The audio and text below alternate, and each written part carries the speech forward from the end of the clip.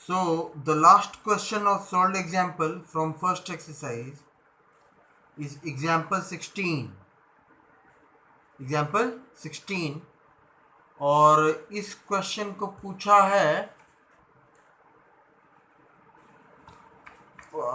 शायद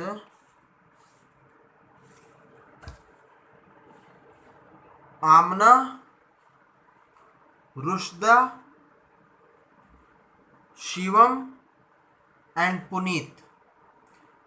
पूरे क्लास में 4 स्टूडेंट्स ने इस क्वेश्चन को पूछा है, बट इतने आसान ढंग से आप लोगों को समझाने के बाद भी ये क्वेश्चन पूछना पड़ रहा है, ये थोड़ा सा आश्चर्यजनक है। क्योंकि इसको एक्सप्लेन करने के पहले आपको थोड़ा पीछे लेके चलते हैं। इसी चैप्टर को जब हम शुरू किए थे तो शायद सेकंड वीडियो में या थर्ड वीडियो में मैंने एक थ्योरम के बारे में जिक्र किया था, जिसमें 3 राइट एंगल ट्रायंगल एक ही फिगर में बना हुआ है। आप अपने बुक में चाहे तो चेक कर सकते हैं, है ना। नहीं हो तो मैं कोशिश करता हूँ, शायद हमारे पास होगा। ये इस थ्योरम को मैंने एक्सप्लेन करने का कोशिश किया था आप लोगों को, है ना। तो जो बात इस थ्योरम में एक्सप्लेन किया हुआ है आपके बुक में भी और वीडियो के माध्यम से भी मैंने कोशिश किया था, तो इस थ्योरम का कंक्लूजन क्या था आप लोग उस बात को नहीं समझ पाए। जिन लोगों ने भी अभी सॉल्व एग्जाम्पल 16 पूछा है उन सभी लोगों को मैं ये रिमाइंड करना चाहता हूं। तो मैंने क्या बोला था कि ट्रिग्नोमेट्रिक रेशियोज आर इक्वल कब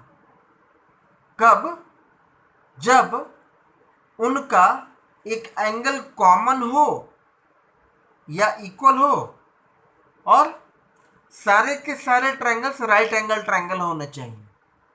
यहाँ पे 1 2 3 4 ये चारों लाइंस परपेंडिकुलर है, सेम बेस के ऊपर है।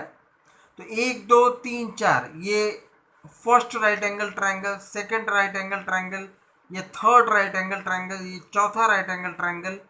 ये चारों राइट एंगल ट्रायंगल में 1 2 3 4 ये चारों राइट एंगल है और इन चारों ट्रायंगल में ये एंगल ए, वर्टेक्स ए पे जो एंगल थीटा है ये भी कॉमन है। तो मैंने उस वक्त एक बात कहा था कि इसमें एक टॉपिक लिखा हुआ है आपके बुक में, सिमिलर ट्रायंगल्स, है ना। तो ट्रायंगल्स अगर सिमिलर है तो trigonometric ratios right angle triangle का कितना भी राइट एंगल ट्रायंगल हो, अगर वो सारा का सारा राइट एंगल ट्रायंगल सिमिलर है तो उसमें 2 ही चीज निकल के आएगा। सारा का सारा right angle triangle right angle है तो उनके अंदर राइट एंगल तो होगा ही, और उन सब का अक्यूट एंगल कॉमन होगा, मतलब इक्वल होगा। ठीक है। तो सिमिलर था तो ट्रिग्नोमेट्रिक रेशियोज इक्वल बताए थे। बोले थे कि देखिए एक ट्रायंगल, ये दूसरा ट्रायंगल, ये तीसरा ट्रायंगल, तीनों ही ट्रायंगल में सेम ट्रिग्नोमेट्रिक रेशियो इक्वल होगा, है ना। तो सेम ट्रिग्नोमेट्रिक रेशियो है। देखिए यहाँ पे साइन थीटा, इस ट्रायंगल में भी साइन थीटा है, इस ट्रायंगल में भी साइन थीटा है और इस ट्रायंगल में भी साइन थीटा है। और sine theta same trigonometric ratios equal है तो उनका मैग्नीट्यूड्स भी इक्वल है ना। देखिए 1 2 3 मैग्नीट्यूड्स भी इक्वल है। ठीक है। इसको उल्टा लेके चलते हैं। सिमिलर था तो ट्रिग्नोमेट्रिक रेशियोज इक्वल है। ठीक है।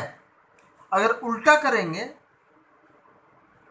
कोई भी राइट एंगल ट्रायंगल है, 2 हो 3 हो 4 हो, अगर ट्रिग्नोमेट्रिक रेशियोज इक्वल है तो ट्रायंगल सिमिलर होगा।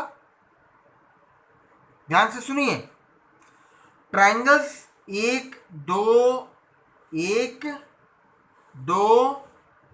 तीन चार, ये चारों ट्रायंगल सिमिलर है तो ट्रिग्नोमेट्रिक रेशियोज इक्वल है। उल्टा, ट्रिग्नोमेट्रिक रेशियोज इक्वल है तो ट्रायंगल सिमिलर होगा, ट्रायंगल सिमिलर होगा, ट्रायंगल सिमिलर होगा। ठीक है, इसी थ्योरम को यहां पर अप्लाई करिए, है ना, इसी थ्योरम को यहां पर अप्लाई करिए। देखिए आपके बुक में क्वेश्चन में क्या दिया है, if angle A and angle B are acute angles such that cos A is equal to cos B, मतलब कोई दो राइट एंगल ट्रायंगल है, उन दोनों राइट एंगल ट्रायंगल में एंगल A और एंगल B दोनों अक्यूट एंगल है और उन दोनों अक्यूट एंगल्स का cos, उन दोनों अक्यूट एंगल्स का cos same trigonometric ratio equal है तो ट्रायंगल सिमिलर होगा, ट्रायंगल सिमिलर होगा तो एंगल्स इक्वल होगा। ठीक है, फिर से ध्यान से सुनिए, आपके बुक में कैसे बनाना है ये तो लिखा ही हुआ है ना, हमको यही एक्सप्लेन करना है ना कि जो चीज़ लिखा हुआ है उसका मतलब क्या है ना। तो उस थ्योरम को वापस से अगर रिवाइज करें तो क्या था वहां पे कि ट्रायंगल्स अगर सिमिलर है तो ट्रिग्नोमेट्रिक रेशियोज इक्वल होता है, सेम ट्रिग्नोमेट्रिक रेशियोज इक्वल होता है, यही है ना इस थ्योरम में।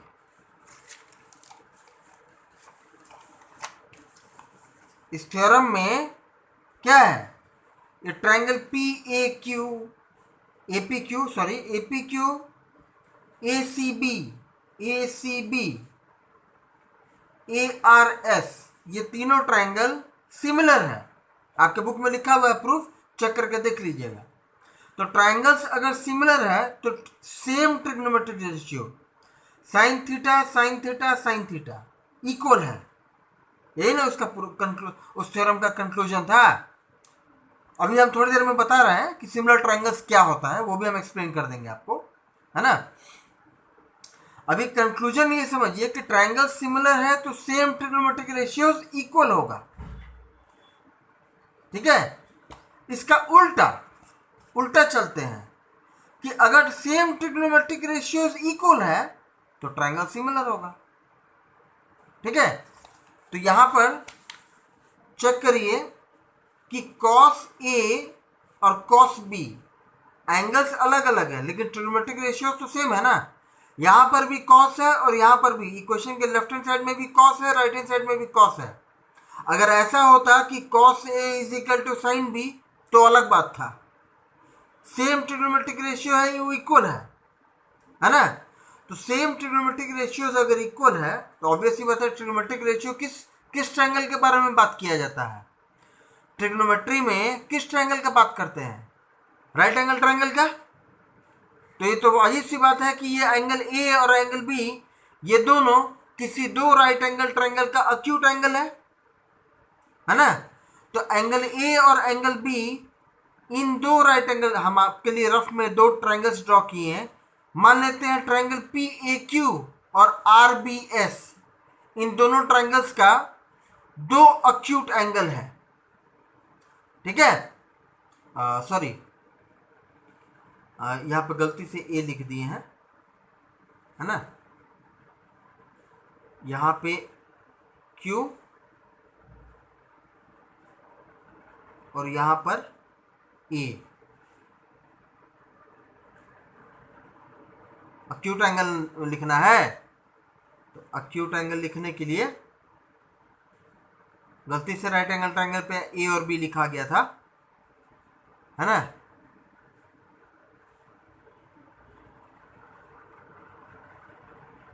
तो ये दोनों अक्यूट एंगल A और B, ठीक है, A और B, ठीक है, ये कट किया हुआ है, इसका कोई मतलब नहीं है, इसका कोई मतलब नहीं है। ठीक है, ये वर्टेक्स A है, ये वर्टेक्स B है, ठीक है। तो ये दोनों राइट एंगल ट्रायंगल है, तो ऑब्वियस बात है इन दोनों राइट एंगल ट्रायंगल में कॉस ए और cos B same trigonometric ratio कह रहे हैं, कॉस यहां पर भी कॉस इसमें भी, जबकि एंगल ए और एंगल बी दो अलग अलग ट्रायंगल्स का अक्यूट एंगल है ना। तो अभी अपने थ्योरम के अनुसार जिसका जिक्र अभी हम कर रहे थे, आपके बुक में इकलौता वही एक थ्योरम दिया हुआ है। थ्योरम के अनुसार क्या था कि ट्रायंगल सिमिलर होता है तो ट्रिग्नोमेट्रिक रेशियोज इक्वल होता है। उल्टा, अगर ट्रिग्नोमेट्रिक रेशियोज इक्वल है तो ट्रायंगल सिमिलर होगा, है ना। तो ट्रायंगल सिमिलर होगा तो लिख सकते हैं कि triangle P A Q is similar to triangle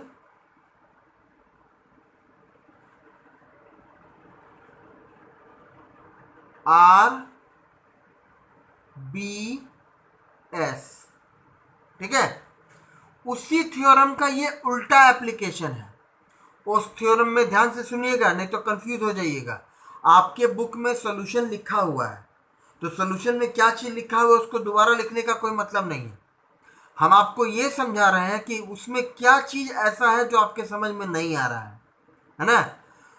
उसमें एप्लीकेशन है उसी फर्स्ट थ्योरम का जिसका जिक्र अभी हम कर रहे थे, पेज पीछे पलट के, है ना।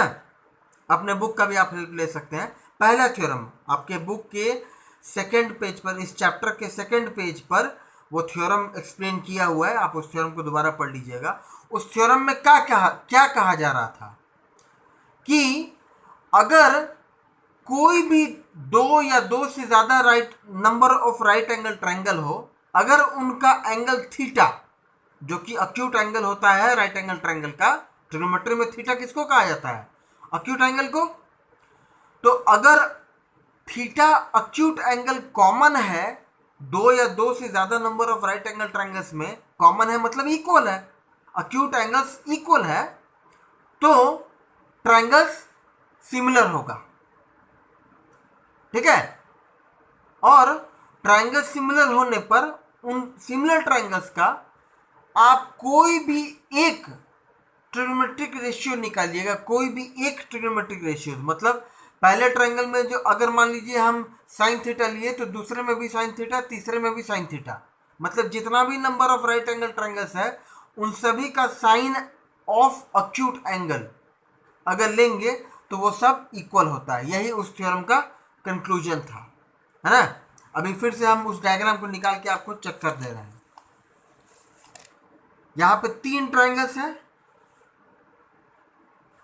ये तीनों ट्रायंगल्स सिमिलर होने के कारण सेम ट्रिग्नोमेट्रिक रेशियो, ऐसा नहीं है कि पहले ट्रायंगल में हम साइन लिए हैं दूसरे में कॉस लिए, नहीं, दूसरे में भी साइन थीटा है और तीसरे में भी साइन थीटा है। तो ट्रायंगल सिमिलर होने के कारण ट्रिग्नोमेट्रिक रेशियोज, कोई भी कितना भी नंबर ऑफ ट्रायंगल्स हो, उन सारे ट्रायंगल्स अगर सिमिलर हैं तो उनका सेम ट्रिग्नोमेट्रिक रेशियो इक्वल होता है। Trigonometric ratio, trigonometric ratio, trigonometric ratio, और क्या बोले हैं, इक्वल होता है। ट्रिग्नोमेट्रिक रेशियोज इक्वल होता है। अगर इस बात को हम उल्टा कर दें और कहें कि तीन राइट एंगल ट्रायंगल है, अगर उन तीनों राइट एंगल ट्रायंगल का एंगल थीटा, जो कि अक्यूट एंगल है तीनों का, है ना, उस थीटा एंगल के लिए सेम ट्रिग्नोमेट्रिक रेशियो अगर इक्वल है तो ट्रायंगल सिमिलर होगा। सिमिलर था तो ट्रिग्नोमेट्रिक रेशियो इक्वल होगा, सेम ट्रिग्नोमेट्रिक रेशियो इक्वल होगा। उल्टा, सेम ट्रिग्नोमेट्रिक रेशियो अगर इक्वल है तो ट्रायंगल सिमिलर होगा, ट्रायंगल्स सिमिलर होगा। ठीक है ना। वैसे ही इस क्वेश्चन में सेम ट्रिग्नोमेट्रिक रेशियो, यहां पर भी कॉस है, यहां पर भी कॉस है, ए और बी इन दोनों राइट एंगल ट्रायंगल्स का अक्यूट एंगल है, तो अपने अपने राइट एंगल का, अपने अपने दोनों ही ट्रायंगल में, इस ट्रायंगल में भी और इस ट्रायंगल में भी अपने अपने अक्यूट एंगल का कॉस अगर इक्वल है तो ट्रायंगल्स सिमिलर होगा। This is the sign of similarity, है ना। तो ट्रायंगल्स सिमिलर होगा।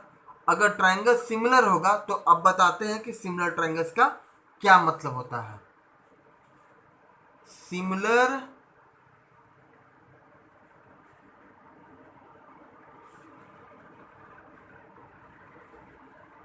triangles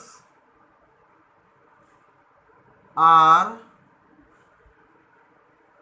always equiangular, मतलब सिमिलर ट्रायंगल्स का एंगल्स का मैग्नीट्यूड इक्वल होता है। मतलब कोई भी दो ट्रायंगल्स अगर सिमिलर है तो उनका एंगल्स का मैग्नीट्यूड इक्वल होता है। मतलब अगर पहले ट्रायंगल का 1 2 3 ये 3 एंगल कुछ ना कुछ होगा ना, तो अगर ये दोनों ट्रायंगल्स सिमिलर है तो इन दोनों सिमिलर ट्रायंगल्स का एंगल्स का मैग्नीट्यूड इक्वल होगा। मतलब अगर ये 90 डिग्री का है तो इस ट्रायंगल में भी एक एंगल 90 डिग्री का जरूर होगा। अगर मान लेते हैं, थोड़ी देर के लिए मान लेते हैं, अगर एंगल ए 60 डिग्री का है तो इस ट्रायंगल में भी एक एंगल 60 डिग्री का जरूर होगा। अगर ये 90 है, ये 60 है, तो ये एंगल कितने डिग्री का होगा? थोड़ी देर के लिए हम एग्जाम्पल दे रहे हैं। ये एंगल हो जाएगा 30 डिग्री, तो इस ट्रायंगल में भी एक एंगल 30 डिग्री का ज़रूर होगा। इसका मतलब ये कतई नहीं है कि इन दोनों ट्रायंगल्स का साइड्स का लेंथ इक्वल होगा, ऐसा बिल्कुल नहीं है। सिमिलर ट्रायंगल्स का केवल एंगल्स इक्वल होता है, साइड्स इक्वल नहीं होता है। ठीक है, ये तभी हो सकता है जब ट्रायंगल्स कॉन्ग्रुएंट हो। मतलब कॉन्ग्रुएंट ट्रायंगल्स का साइड्स भी इक्वल होता है और एंगल्स भी इक्वल होता है, लेकिन सिमिलर ट्रायंगल्स का केवल एंगल्स इक्वल होता है, उनके साइड्स का लेंथ अलग अलग हो सकता है। समझ में आया? तो क्योंकि दोनों ही ट्रायंगल राइट एंगल ट्रायंगल है,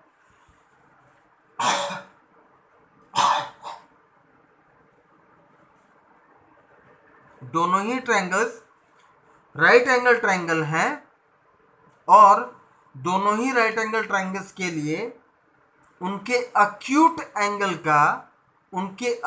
एंगल्स का सेम ट्रिग्नोमेट्रिक रेशियो इक्वल है। सेम ट्रिग्नोमेट्रिक रेशियो मतलब यहाँ पर भी कॉस और यहाँ पर भी कॉस अपने अपने अक्यूट एंगल के लिए इक्वल है, तो ट्रायंगल्स सिमिलर होगा।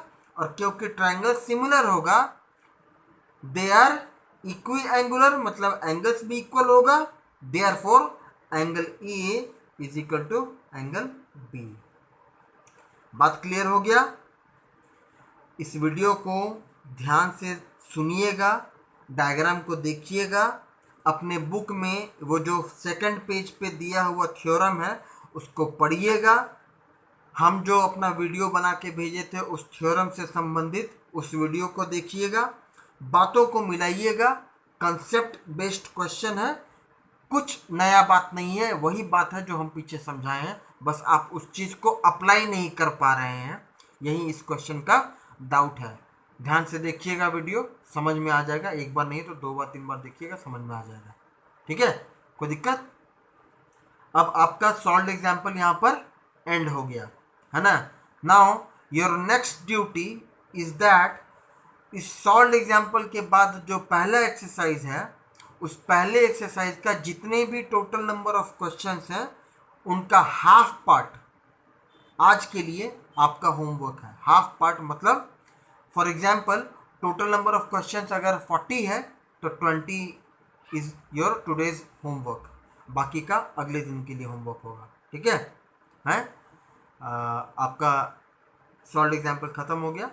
आगे का चर्चा एज पर रिक्वायरमेंट किया जाएगा।